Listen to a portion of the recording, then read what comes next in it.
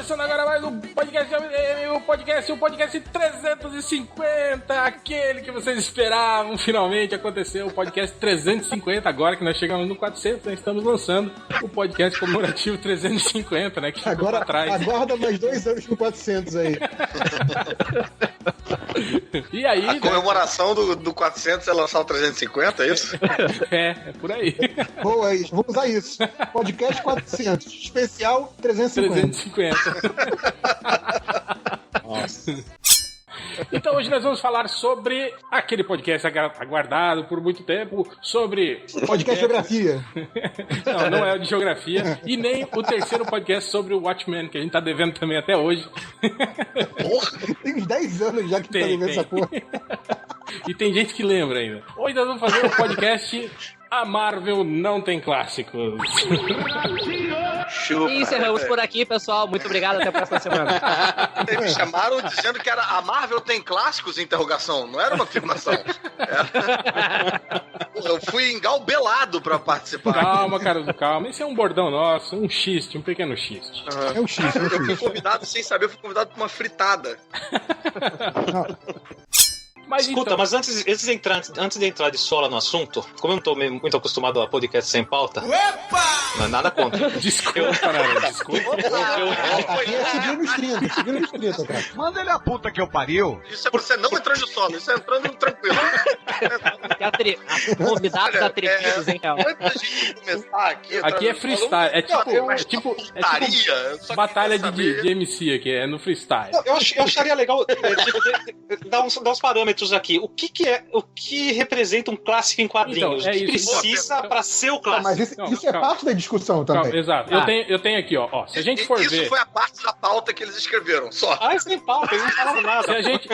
Se a gente for lá no dicionário, tá lá, clássico, substantivo masculino e adjetivo. O que é considerado um modelo? O que corresponde a padrões considerados perfeitos e intemporais numa determinada época. Obra artística que pode servir de modelo, cujo valor é universalmente reconhecido e, geralmente, ligado às primeiras manifestações de tais obras. Então a gente vai... acho que mudou pra mim. Eu não tenho mais nenhum pra falar, não. Então. Sim. Bom, então assim, ó, na mesma linha do Naranjo, vamos fazer o seguinte, qual é o escopo aí? Porque se a gente tá falando das histórias em quadrinhos em geral, terminamos o podcast agora, ou então... Não, calma, peraí. Dentro da Marvel, aí... Tem que traçar um paralelo com quais são os clássicos da DC pra vocês. Porque, assim, eu acho que também...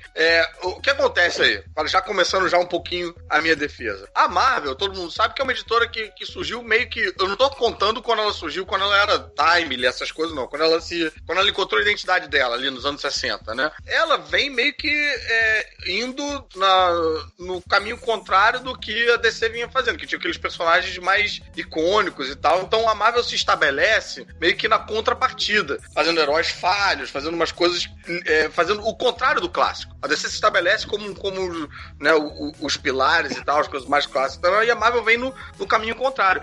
Por isso, eu acho que é muito mais fácil a gente pegar as grandes histórias dos personagens da DC e determinar eles como os clássicos, porque eles têm cara de clássico, entendeu? O Batman é clássico, o Super-Homem é clássico. Agora, os novos guerreiros não são, sabe? Tô usando um exemplo extremo, um exemplo de merda. Mas eu acho, por exemplo, que, eu coloco aí no mesmo escopo de clássico, coloca o Watchmen, coloca, sei lá, V de Vingança, e aí coloca a Mulher Maravilha do Marv Wolfman. Eu acho que são coisas diferentes, entendeu? Sim. Voltando aqui ao que dizem aqui, ó. A professora Catherine Rosenfield, da Universidade Federal do Rio Grande do Sul, ela diz que Você inventou isso agora. Não, existe. Pode ir lá no site que você vai ver que ela existe. Ela diz que os clássicos não podem ser associados a uma ideia de algo simples. Ela falou, por exemplo, uma peça de William Shakespeare, um romance de Dostoiévski ou Guimarães Rosa, há apenas uma superfície e uma aparência de simplicidade. Mas das obras dos grandes autores, eles tratam de questões complexas. E a cada nova leitura de um clássico apresenta uma novidade, né, pro leitor. Tipo, você vai redescobrindo coisas novas quando você lê essas histórias. Então, eu acho que se a gente pegar o conceito, digamos, acadêmico de clássico, o que a gente tem como clássico mesmo são essas obras seminais, essas obras que, digamos assim, que viram referência para tudo o que vem depois, né? Que é mais ou menos o que diz... Só uma pequena interrupção, Real. Isso que você falou tem uma aparente simplicidade e que na verdade tem uma profundidade, me lembrou aqui dos nossos vários papos das pessoas defendendo o Cavaleiro das Trevas 2. Aquele papo de que, na verdade, é uma crítica, né, disfarçada, não sei o quê. Não, é uma bela de uma merda. É um clássico, na verdade, é um clássico. Uma bela de uma merda. Isso na verdade, era o discurso que eles requentaram depois pro All-Star, né? Batman, né? Também dizendo que, na verdade, sim. É uma crítica, né? Espécie de autoparódia. Do Frank Miller, ele tá tirando sarro da indústria. Não, ele tá maluco mesmo, gente. É isso. Infelizmente é isso. Aí, o Naranja... Mas agora isso é um dos grandes clássicos, né? Sim, claro. O Naranja, ele puxou a questão dos critérios, o que a gente leva em consideração para considerar um clássico, né? Aí eu fui atrás disso também, falando sobre critérios do que leva a se considerar algo como clássico. Tá aqui, nos critérios o cara fala que um clássico é, em geral, um livro que representa o período em que foi escrito e que atravessa gerações sem perder seu valor. Por isso que ele fala da dificuldade da gente pegar, essa coisa que as pessoas falam hoje de um novo clássico, né? A gente pegar uma obra recente e tentar atribuir a ela isso aí agora é um novo clássico, né? Não sabe, né? Tem que ver se ela vai aí sobreviver ao passar do tempo, né? Depois ele fala que o livro tem que ter um apelo universal, né? Com uma história que seja capaz de tocar pessoas de diferentes culturas, né? E aí, por final, tem aquilo que fala que ele tem que servir de inspiração, né? Ele tem que ser algo que, digamos, que mude o jeito das pessoas e que inspire pessoas a seguirem aquele tipo o que se apresenta na obra, né? Então aí tem isso, né? Agora, já tô achando que nem a DC tem clássico mais. Todo dia tem uma merda. Que isso? Não, para só um pouquinho, peraí. Não. Não, mas eu acho que quando a gente começa essa discussão, quando a gente fala de clássicos de quadrinhos, porque senão a gente vai abranger muito, né? Eu acho que tem que ser aqueles stand-alones, né? Não dá pra você ter também revista de linha dentro do... Ou então uma fase... Então, deputado, veja bem. Histórias com... Caruso, então a Marvel não tem clássicos, cara, desculpa. Exatamente. Tem, eu acho. Histórias consideradas clássicas na Marvel, é aquela fase do fulano com o Beltrano escrevendo não sei quem na revista mensal. Eu tava falando que eu ia ajudar o Caruso nessa, o Caruso tá matando minha defesa aqui, Caruso. Porra, tá jogando contra, Caruso. Calma aí, gente. Não. Eu acho tudo isso muito bonito, muito interessante, tá? Realmente muito bacana. Primeira vez que eu vejo todo um trabalho aí de pesquisa e tal, né? De preparo e pauta no MDM, só pra fuder com a Marvel mesmo. Só fudido pela vingancinha. Mas a realidade é que, quando se falam dos clássicos da DC, não se aplica esse cuidado todo que você tá tendo na hora de levantar os clássicos da Marvel. Muita gente coloca no pacote de clássicos da DC uma porrada de coisa que não tá dentro desses padrões aí. Então eu acho que assim, o que dá pra fazer relativamente... Não, calma aí, Caruso. Você não tá falando o que a gente fala no MDM. Você tá falando, tipo, o que o pessoal do Terra Zero considera. Isso você nem considera, cara. Falsos poetas! Não, mas peraí. Não, cara. A minha teoria é a seguinte. Dá pra você traçar paralelos, que eu acho que nem tudo que é considerado clássico da DC tá dentro desses padrões magnânimos, que o Hel tá muito bem colocando aí. Mas você tem, sei lá, tipos de clássicos diferentes, e clássicos menores, e clássicos de um jeito, clássicos do outro. Por isso que eu levantei até essa questão de tipo de revista de linha, revista fora de linha, porque eu acho que tem uns clássicos da DC que são revista de linha. E aí você pode traçar um paralelo com qual seria o equivalente disso na Marvel. Nem sempre, aliás, quase nunca, os da Marvel vão bater dos da DC. Mas a questão é que tem, entendeu? Pode, sei lá, perder no seu análogo na outra editora? Pode. Então, mas que tem. Peraí, Caruso, você tá sugerindo então que a gente cria a categoria, digamos assim, subclássico, tipo a segunda divisão dos clássicos, série B, alguma coisa assim. Semiclássico. Série B dos quadrinhos. Cara, quantas vezes a gente fala, caralho, isso é um clássico? Mas aí é quando o termo, digamos, já tá incorporado na linguagem coloquial e é como quando você fala que é foda, é massa, virou um adjetivo. Caruso, virou, a gente vai fazer o clássico. É o em outras palavras, tá dizendo que a Marvel é o Vasco da Gama dos quadrinhos, é isso?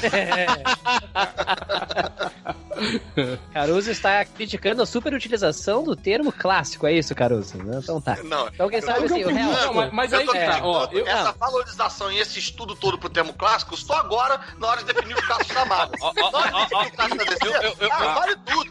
Não, eu botei... Calma, nobre deputado, calma. Eu acho que essa definição do réu... É uma bela bosta. Ah, é um clássico. Clássico é bola, porra. Tá mordido, mano, tá mordido.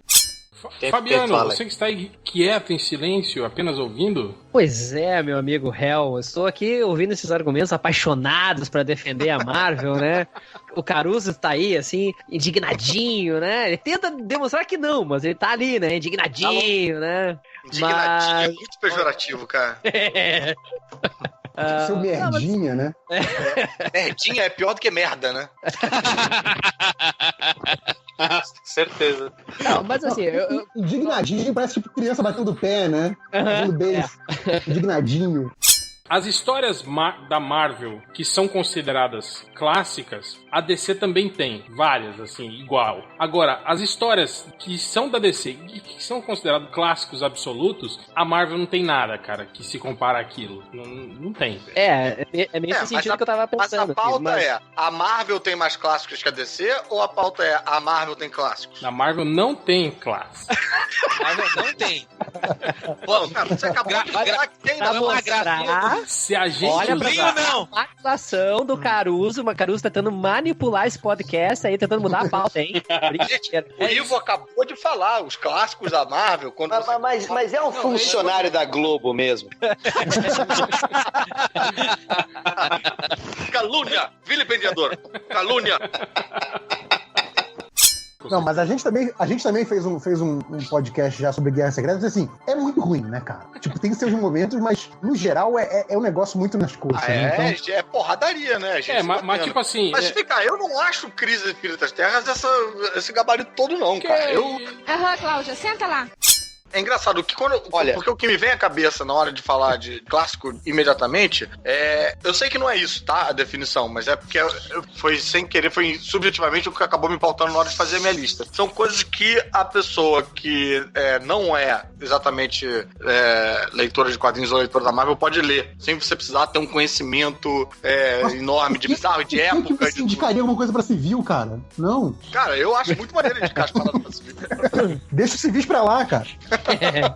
Civil tá animado com o filme do Power Rangers aí que tá vindo.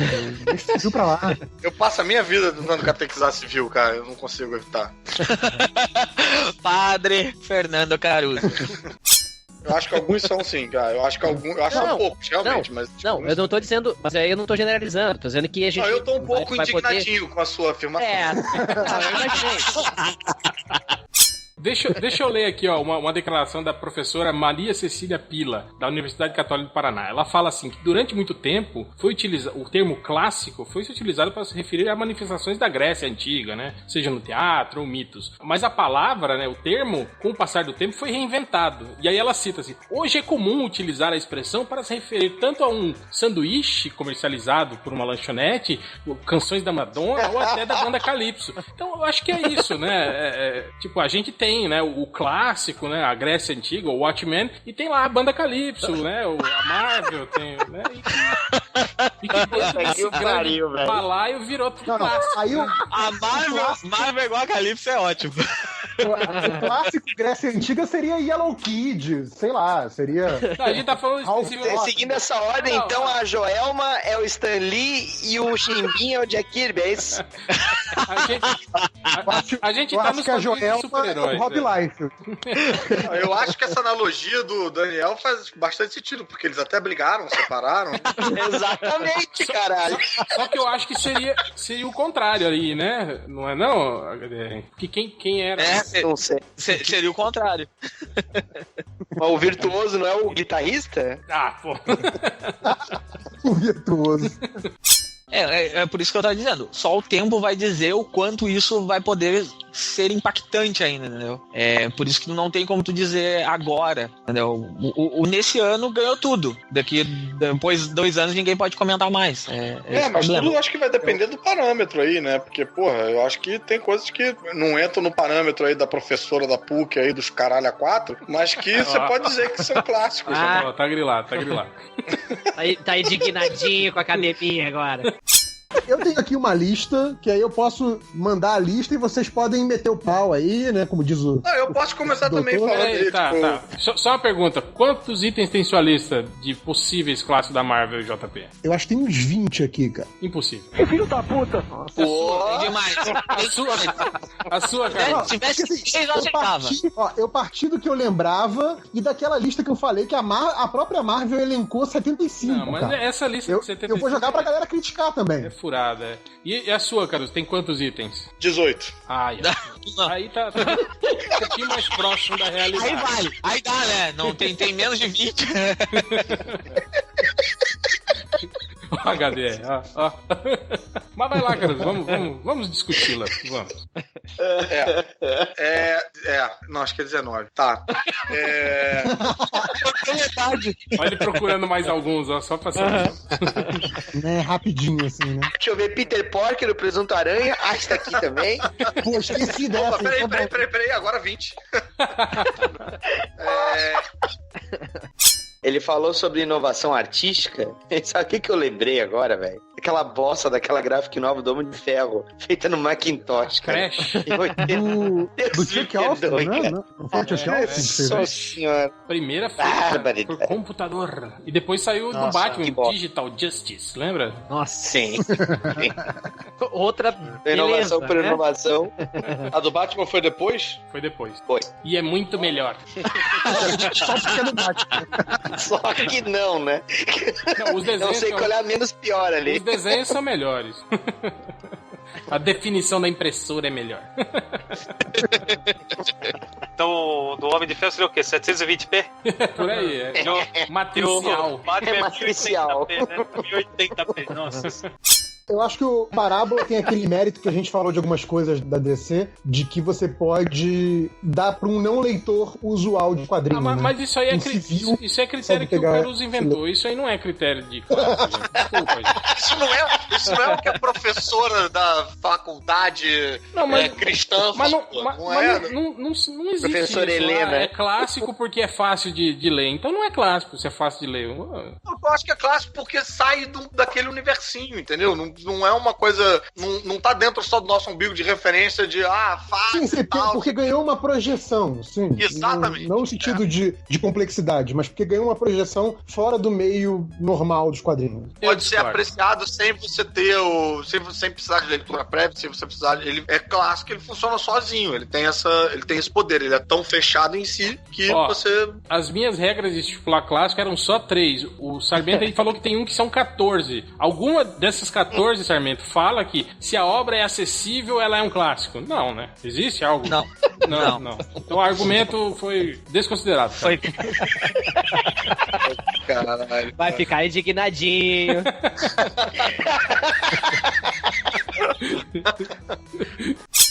Eu daria um desconto se você tivesse falado do garoto que coleciona o Homem-Aranha. Tá na minha lista, sim. Mas eu não botei nada. Eu botei quase nada de revista de linha na minha. Porque eu tava com esse 15º parâmetro pra clássico que você tá desconsiderando. E são as coisas que têm uma vida própria fora do universinho de quadrinhos que a gente vive e convive. Então eu não botei histórias mensais, histórias nessa linha, entendeu? De revista de linha. Mas botei Tormento, do Todd McFarlane, que eu sei que você vai adorar. Que merda, hein? Deus me perdoe. Nossa senhora. Desculpa, mas não. McFarlane não dá. Eu acho que dá sim, cara. Eu acho que fala bem de Não, Caruso, não. Que é bem maneiro. Ô, Daniel, Caruso, eu tava aqui pra te apoiar, Caruso, mas agora não deu, cara. Agora... Não, mas pera, pelo critério Chimbinha lá entra. Pelo critério lá Chimbinha. Porra, já entrou, pô. Eu ia agradecer o Naranjo, mas eu acho que ele não tá me ajudando. O stand-alone e tal. Eu olho para o Marvel Boy e eu vejo muito do Capitão Britânia do Alan Moore ali, assim. Eu não sei porquê, eu tenho essa impressão. Será que é porque alguém chafurnou o lixo de alguém? Guaxinim. É possível. Porra, mas eu acho tão caralho. É uma HQ diferente, interessante, mas não estaria numa lista de clássicos. Eu acho Eu nunca li, então não posso opinar. Eu abri aqui e abri o primeiro bagulho que tinha, tipo, de clássicos e não tá. Tem vários. Jura? Ah, tá. Eu abri um aqui e tá. Pronto. Abri a minha lista. Tá. O meu, o meu bagulho. Na minha enciclopédia pessoal... Eu abri o site da Tok Stock e não tem nada falando do Marvel Pai. Eu acho que nem... Tok Stock, não. Hein, Caruso? Você recontar como se fosse uma origem do super-homem ali e tal, nave caindo, e aí o governo pegando e fazendo todo aquele esquema de experimentação e tal. Putz, eu acho aquilo muito inovador. Sem querer ser o escroto que nem o... Caruso, sem querer ser escroto que nem o réu, mas já sendo, isso aí a DC fez com o Red Son, com o Prego, exato. Isso ficou melhor. Alan Moore já fez isso no Supremo. Sim, exato. Nossa, cara, não acho nada a ver com Prego, acho que Red Sun é outra coisa, é um negócio de você deslocar culturalmente, sociogeograficamente a parada. Isso aí é uma outra parada, não acho igual o Red Sun não, cara. Continua sendo uma recriação. Isso de pegar o personagem e fazer, tipo assim, ele sendo criado por governo, militares, envolvendo isso aí. Porra, isso aí já tinha acontecido milhares de vezes em outras histórias, assim, cara. Ok. Nenhum eu achei tão bem quanto nessa. Se você acha que em outras foi tão bem. Não. É que você falou que achou isso inovador. Aí a gente tá contrapondo, dizendo que inovador não é. Pode ser isso, você falou. Melhor do que as outras. Eu concordo que é uma boa história. Concordo não é também. inovador. Bem, eu achei a maneira lá toda e tal, achei inovador, sim. Tá? Prossiga. Meu pezinho, sim. Ele tá ficando bolado, galera. Não é bolado, ele tá indignadinho. Indignadinho. Tá? Seus merdinhas. Deve ter sido alguma nunca vou bosta esquecer. que ele perdeu. Primeira participação que eu vim fazer aqui no MDM. A gente não se conhecia direito e tal, então tinha um pouquinho da cerimônia e tal.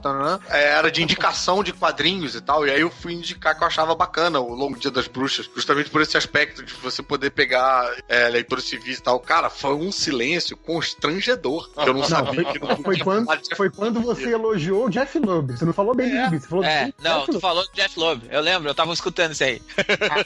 Aí rolou um silêncio. Mesmo, cara. Pau no cu de e é muito bom porque na edição... Caruso, quem ouviu esse podcast, na edição tem tipo meio segundo de silêncio. Porque o editor corta, né, quando tem muito silêncio. Mas eu lembro que na gravação ficou tipo uns 8 segundos sem ninguém falar nada, assim, sabe? Tipo, aquele tempo eterno que parece que a ligação caiu, sabe? Ninguém falava nada. Assim, Caruso, estou aí. É muito bom. Mas vocês ainda eram um convidado famoso, né? Agora eu sou essa merda aí. Aquele momento exato foi o momento que você perdeu muita gente, cara. Eu achava que esse cara é inteligente, porra nenhuma. Pau no cu de todos vocês. Fabiano. Bom, meu querido amigo, eu queria deixar um recadinho pro meu amigo Caruso aí, pra não ficar indignadinho. Manda ele a puta que eu pariu. Que eu acho que a gente concorda em discordar, né? Então... Pra concluir, Fernando Caruso, você por último aí, pra dar sua palavra final. Bem, eu acho que eu concordo com vocês que a DC tem mais clássicos, mas eu não acho que isso não queira dizer que a Marvel tem menos clássicos. Eu acho que a DC tá há mais tempo no mercado, ou seja, não faz mais do que a obrigação dela de ter mais clássicos. Se ela tivesse tanto tempo quanto ela tá no mercado, mais trabalhando clássico, com os personagens que são tão ícones, realmente seria assim, tipo, né, uma derrota não total. Faz mais que a obrigação, né? Exato. Mas eu ainda acho que, assim, um não anula o outro. E eu acho que essa comparação, eu acho que não faz muito sentido. Porra, tem, sei lá, Electra Assassina e do outro lado tem Batman Asilo Arkham. Eu acho que Batman Asilo Arkham não anula Electra Assassina. Eu acho que os dois são excelentes, são dois, na minha opinião, dois clássicos que eu acho que tem que existir e merecem ser lidos. Claro que cabe a cada leitor decidir aí o que é clássico na sua cronologia pessoal. Mas se você vai comparando e saindo de esfera em esfera, a DC, porra, tem lá o seu Watchmen e tem o seu Cavaleiro das Trevas, não tem um mouse, por exemplo. Se você vai indo além, entendeu? Então eu acho que realmente uma coisa não anula a outra. Considero que a Marvel não tem Watchmen, a Marvel não tem Cavaleiro das Trevas e V de Vingança e tal. Mas ela tem do jeito dela, do jeito que a empresa foi criada, que foi criada de uma forma, numa resposta a um tipo de quadrinho que se fazia até então. Eu acho que ela tem os clássicos dentro dos parâmetros dela. A DC, ok, tem mais, mas quem gosta da DC tem que ter pelo menos alguma vitória na vida, né? Porque não sobra mais porra nenhuma, né? De resto, vocês seguem aí apanhando no cinema pra todo sempre. Indignadinho. O cinema faz a diferença imensa do Então, mundo, né, cara? Então, Caruso, parabéns pelo me fala um filme da Marvel que é clássico. Eu te falo um da DC que tá na lista escolhido pelos 100 melhores críticos do planeta. Das tuas listinhas, né? A minha lista vale, a tua também vale, a minha vale também. Tá. Então me diz qual é o filme da Marvel que tá indicado pro Framboesa de Ouro. Ué? Já tiveram vários, né? Tá desse ano, então, gente. Porra. Desse ano não, né? Tá. Tá bom. Calma, Caruso. Tá indignadinho. Tá bom, Caruso. Será que a Disney comprou a Globo? Será? É por isso que ele tá defendendo tanto? Ou o Caruso tá com algum contrato com o Disney Channel lá? Bom, queria agradecer a presença de todos pela discussão salutar, mas desculpa, Caruso, não tem clássico, não tem.